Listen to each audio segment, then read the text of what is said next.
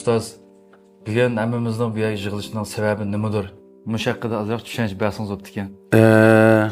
Endi har qanday bir odam yashab ma'lum yoshga kelganda hamon o'zining faqat shu yashab o'tgan yillarga emas, yillarda besib o'tgan har bir qadamlardan ma'lum bir javobni izlab qoladi ekan.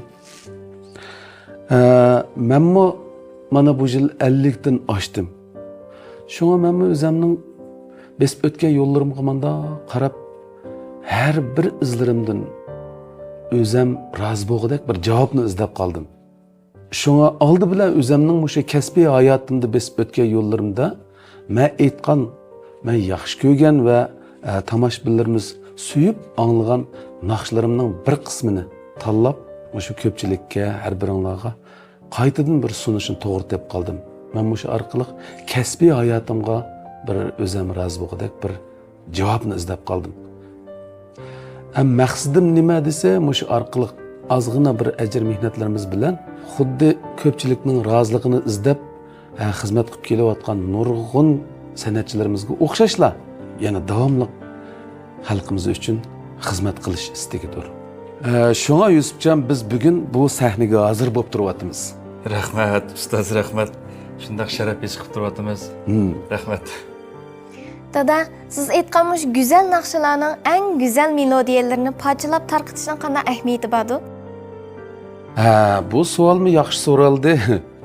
Birinchidan, buning shu yaxshi asarlarning, jumladan yaxshi naqsh muzikalarning keyingilarga qoldirilish uchun, keyingilarni tushunish uchun, bunday aytganda atalar, bular anglagan kuylarning, biz anglagan kuylarning bizdan keyingilarga qilish uchun, avloddan avlodga yetkazilish uchun muhim bir xizmat deb o'ylayman. Ikkinchidan, yaqindan beri shu bizning naqshlarimizni suyib anglaydigan anglovchilar, jumladan o'quvchilarimiz, o'rganuvchilarimiz, shogirdlarimiz ichida bizden şu naqshi aytish texnikasi to'g'risida so'raydigan savollar biroz ko'paydi.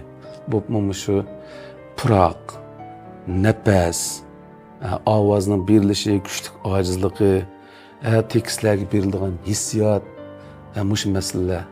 Hozirgi zamon naqshlarini aytishni yana bir xil ayrim bir texnikalik masala. Bu milliy uslubdagi naqshlar yoki g'arbcha naqsh aytish uslubi degandek muqim bir sistemlashib ketgan, muqim bir kategoriyaga kirib ketgan, nazariylashib ketgan texnika emas. Ommabop naqshchilikda hissiyotni chiqish qilib, tekstning mazmunini yetkazmoqchi bo'lgan maqsad muddani qanday qilganda eng chiroyli xalqning qalbiga singdira olamiz, yetkaza olamiz.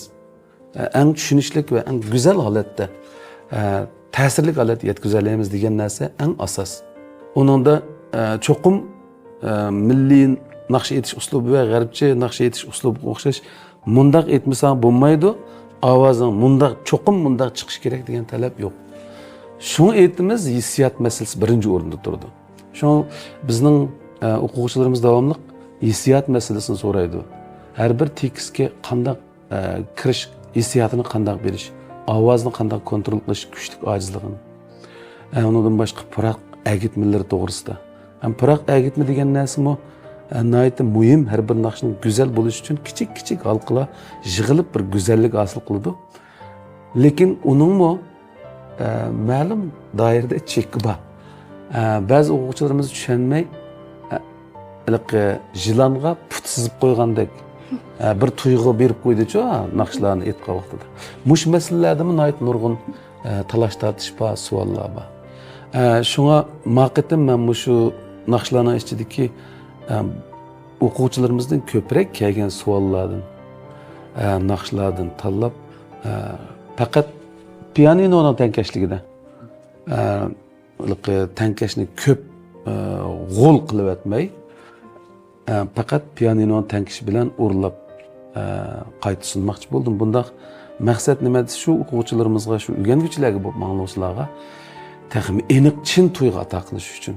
Bo'pmi o'rganuvchilar ma'noda şu nefeslerinin birleşi, puroqlarning qaysi darajada bo'lishi, tekstlarga hissiyatning qanday kirishi mushu masalalarda texim aniqlik hosil qila oladi deb o'ylayman. Bu ham Microstar bizdan bir kutgan xizmatdir. Şoň öz nöwetide Microstarning bizni mushu xizmatlarimizni qo'llaganligiga alayda rahmat aytish bilan ularning ishlariga utuq tilaymiz.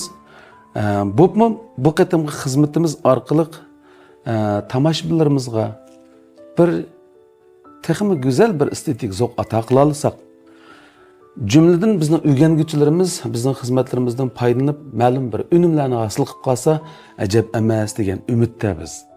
Rahmat. Rahmat.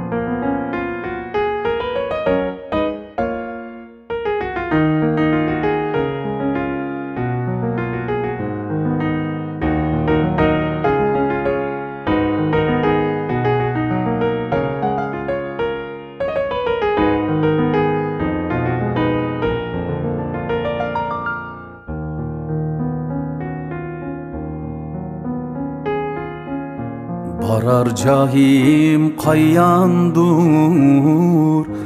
ayağımda uzak yol. Barar cahim qayyandur, ayağımda uzak yol. Ayağımda uzak yol.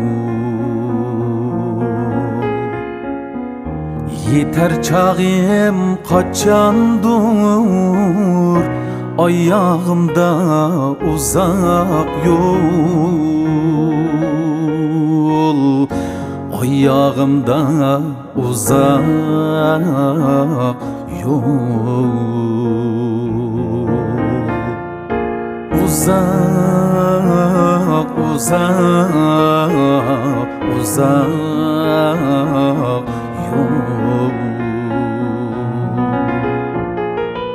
Uzak, uzak, uzak yol.